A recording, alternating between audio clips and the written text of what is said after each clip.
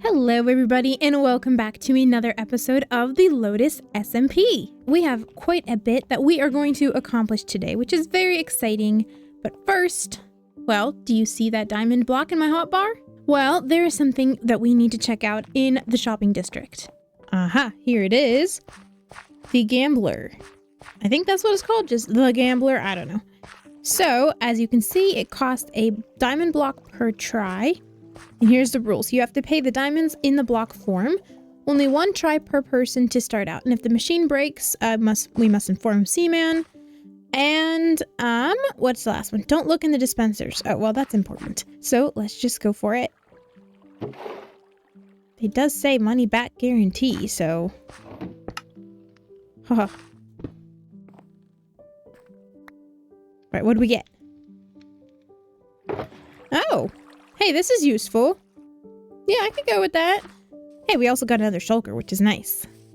So, as I was saying before, we have a lot that we need to get done today. And, well, you can see we have left two really ugly holes in the side of our mountain here.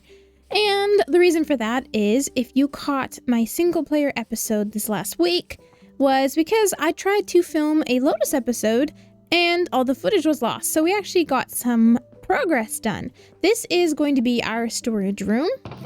You can see I have some stuff already put in here. This is just the general layout, and I think my plan is to have like tunnels leading off from the different corners here, leading to different parts of our base and things like that. And up top, let me show you, we have the start of our villager trading hall. To be honest, I got all of this done and I really don't like the way it looks. I think it's kind of ugly. So we're going to redo this. Not completely, we're going to keep a lot of the same elements, but I have a better design idea. And up this set of stairs here, we have our... What is that noise? Oh, the villager breeder's right there. But we have our zombie conversion center here. We have cured up 4 farmers, as you can see here.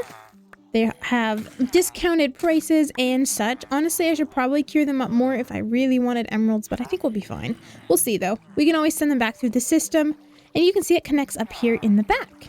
So, everything worked just dandy. We had a little bit of troubleshooting, but we got through it just fine. And yeah, and this tunnel can lead to other things in the base. I will probably have another layer of villagers underneath this one, or maybe beside it. I can't decide yet. We'll see. But this is what we had accomplished off camera. So, today's goal is to finish this, put a front face on this building, and also finish up our storage room down there. But this is going to be what we work on today. And you can see I went to the end and collected some endstone because if possible, I kind of want to work some endstone into our design of the storage room. You can see the gradient that we have going here with the sandstone and the quartz.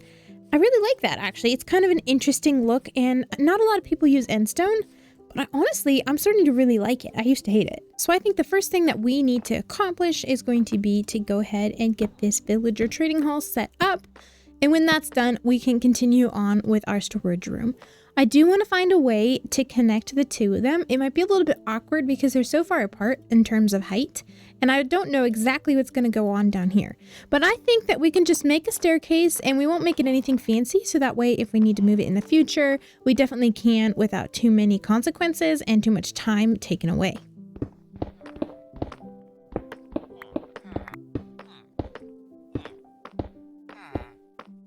Well, now that we've got the interior more or less finished, we still need to do this outside portion, but this portion is mostly finished. We just need to put in the workstations, which we won't do until we move villagers in here. So the next step is going to be moving down the villagers that we have cured upstairs.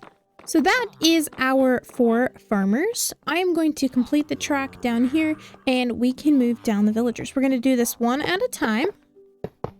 I'm really hoping they don't fall out. There's our rail, and let's send him off. Come on, dude. Can you move, please? There you go. All right, please get into place. Okay, looks good. So my plan for these stations is to have their workstation here and a trapdoor on top to help with the baby zombies. I thought about putting one in the front for depth, but I have not decided yet. I don't know. For now, we're going to leave this off. Because, well, I need to make sure this guy doesn't get away.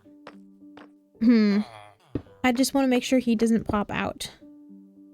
You know? Because sometimes they pop through blocks and it's all awkward. This is where it's going to get tricky because I have this feeling he's going to pop out. So we're just going to make sure if he does, he can't get away. Ah, see? Oh, and I hit him. See, this is... Oh boy. It's all going to shambles. And I don't think I'm going to be able to get him on the carpet now. Gosh darn it. Oh dear. We have a problem. He escaped. Okay. I've got some rails and I got a minecart. We can get him back. Why does this always go so wrong for me? Come on, dude. Get in.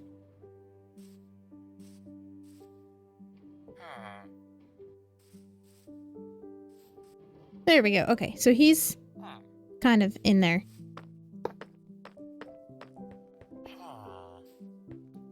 Alright, this ought to work, right? Alright, be gone. Go to your forever home. In fact, we will put these across so he most likely won't pathfind across. Try to play this smart this time. Okay. So, what do we do to make sure that he does not get out? I mean, we can do this, too. But... Oh my gosh, I don't know where he just went, but he's not at home. Gosh dang it! How? That is... Oh my gosh, that was ridiculously difficult. I surrounded him in a box of impenetrable quartz, hoping that he would not get away. But anyway, he is in place. Now we just have 3 more to go.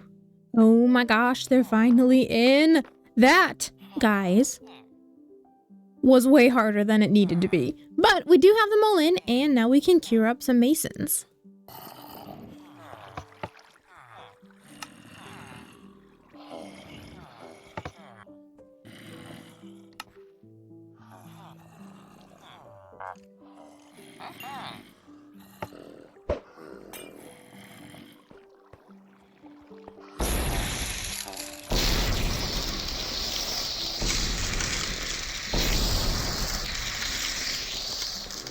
We are going to need some mud for the next build that we are going to do for the exterior of our villager trading hall. So Squid said she had some that she could sell us since it would take us quite a while to make it. So let's head over there and see what she's got. Hello. Hi. Was that per stack or for both? For both. Okay. Thank There you go. Thank you, appreciate it. This saves me a bunch of time. Yeah. It's so nice to have such good neighbors. And we have 4 more masons. Look at that. I turned on the villager breeder, so as soon as they all grow up, we can cure up another 4. Well, 6 eventually. But yeah, I would like to fill this all up with masons. Now it is time to do the exterior portion of this building. As you can see, it's looking a little rough out here. So I am going to go ahead and time lapse it, but I know that in the last episode we had quite a few time lapses. Usually we do 1 large one, but we had like 4 small ones or something like that. So let me know, guys, if you enjoyed that, having multiple time lapses, or if you prefer just 1 at the end or something like that, because I wasn't sure if that many might be a bit much for 1 episode. So yeah, let me know and we'll get right into this build.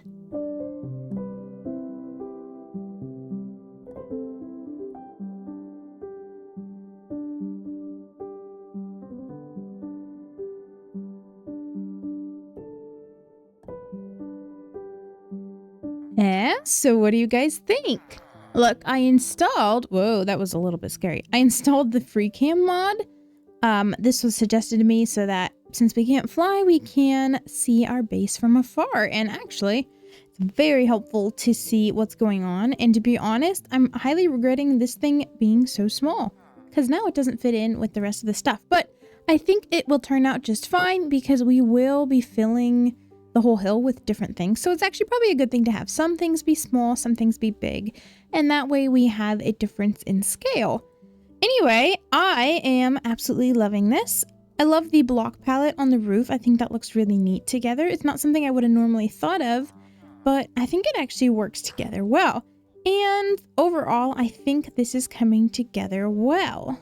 Anyway, we have quite a few masons in here now. We have all but 2 of the slots filled up, and we can get to that as the episode progresses. We can do that in between things. But here's an issue I'm having. For some reason, the masons are not restocking. I've got them up to expert level, all of them. So we got to see their terracotta trades, which is super exciting for me because I really love using terracotta. And there is a mesa not too far away on the server, but I know somebody lives there and I don't like to go and vandalize their home. I'm sure there's places where we can gather terracotta, but that is a farther journey. So I don't understand why they're not restocking their trades, because the farmers are, and there is nothing different in the farmers setup than the mason setup. They have the same triple carpet thing here, which again, you guys have to let me know, is that actually going to stop them pathfinding to help with lag? I've not noticed a lot of lag in here, so it should be okay, because there was a lot of lag when I visited a village and they were all free roam. Again, it's just the masons and not the farmers. It makes no sense to me.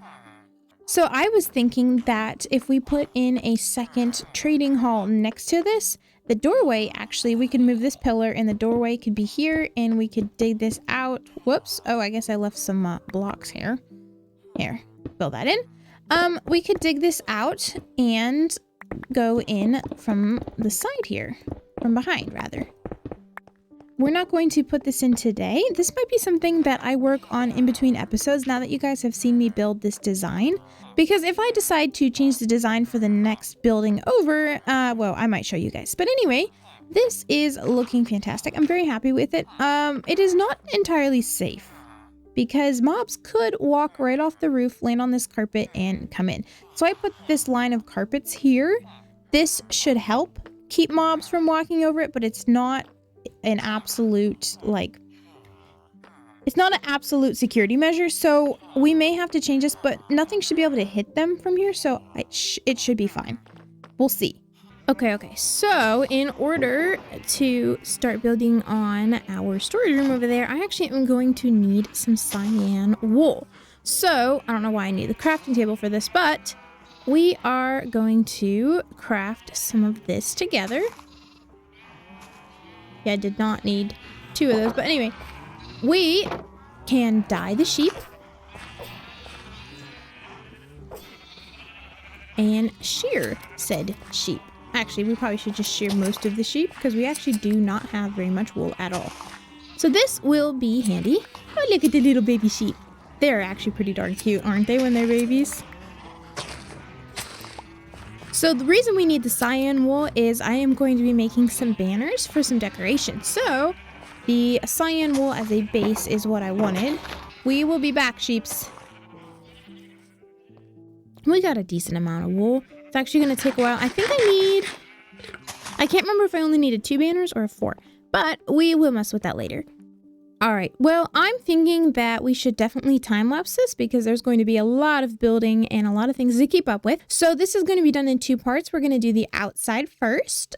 This is going to be interesting because the hill is a little bit different than I thought it was going to be when I tested this out in creative, when I was testing out design ideas. But I think it'll be fine still. It's just going to be a little bit more finagling than I thought. And then we will do the inside, which is actually going to be kind of not complicated, but just interesting. Well, you'll see what I mean. With no further ado, let's get started.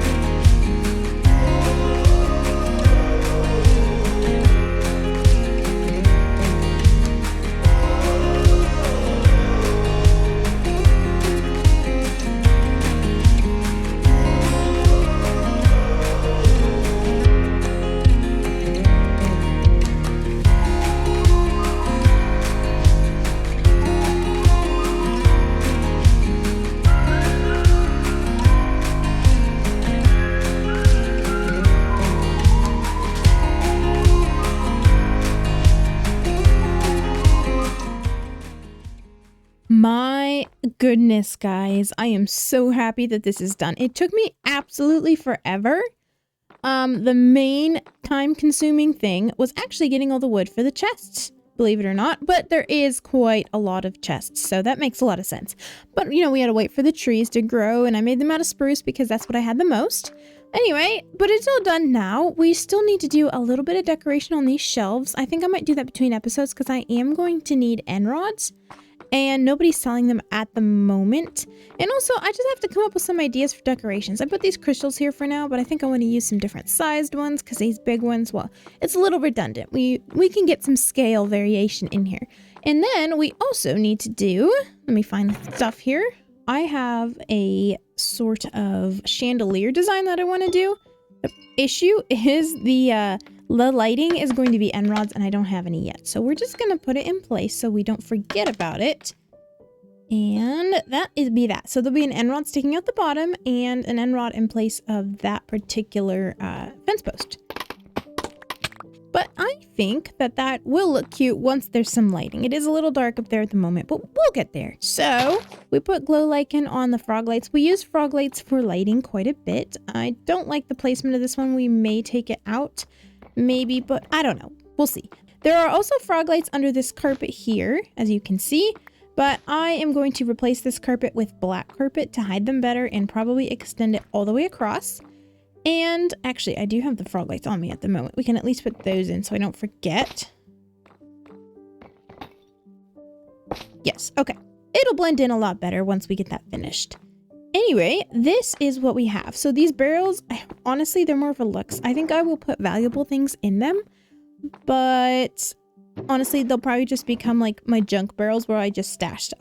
I have not at all given even a little bit of thought to how this storage system is going to work as far as sorting. I think I will reserve this one and this one. So this one for stone and this one for deep slate. But we have a lot of time to figure it out. And we have one more exciting thing that I worked on. So again, hallway design not finished, but I made this hallway over here and head up these set of stairs. And here we are in our villager area. I also did figure out the issue with them not resetting their trades. So what the problem was, the workstation that I used when I cured them up here, that was still over there, not broken. And so they were still technically binded to that workstation. You know, all of these guys were. So they weren't working with these stations in front of them. So I went up and I broke that, and then they all binded to these current workstations in front of them, and now everything is reset and we can buy things again. I will level them up so we can do quartz, but honestly, the main reason I wanted them was for the different terracotta types. So I have 4 more up here to cure. I cured them, and then these 2 were too close to each other and they reinfected each other, so we're gonna have to re-cure them. But I do not have the area set up for them yet. I don't know why I went down this way. I have an entire set of stairs.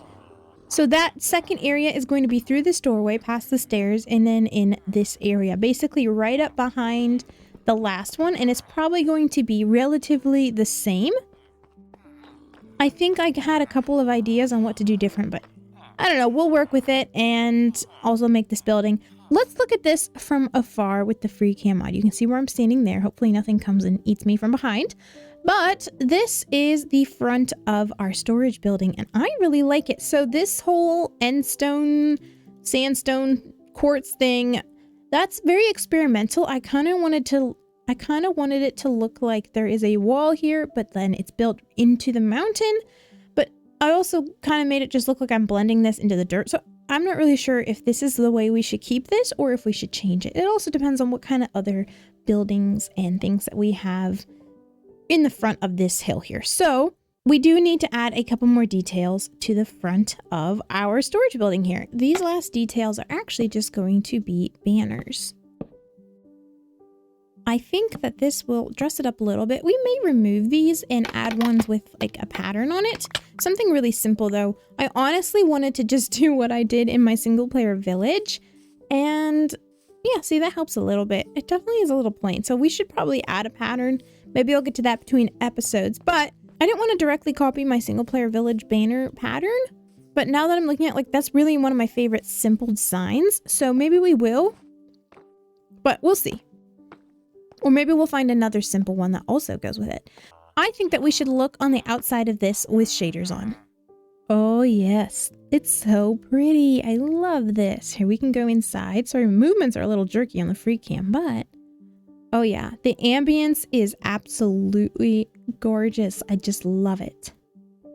And so guys, I think that that is going to do it for today's episode. I really hope that you guys enjoyed watching it and enjoyed seeing all of our progress. If you guys have any ideas on things that we can add to this, farms that we may want. Also, I really love the leaves you can see back there on the top of our storage building, and the roof turned out really pretty. I need ideas for the entrance you can see behind me, the road leading out to it, and all of that kind of stuff, and different things that we can build inside of our mountain here. Be sure to let me know. I'm always open for ideas, even block palette designs and things like that, because I want to go everywhere with our different blocks. We've already done it so far and I really love it. It's going to be a crazy town, but it's all there for the fun of it. So guys, don't forget to like and subscribe, leave a comment down below, and I will catch you guys all in the next episode. Goodbye, everybody.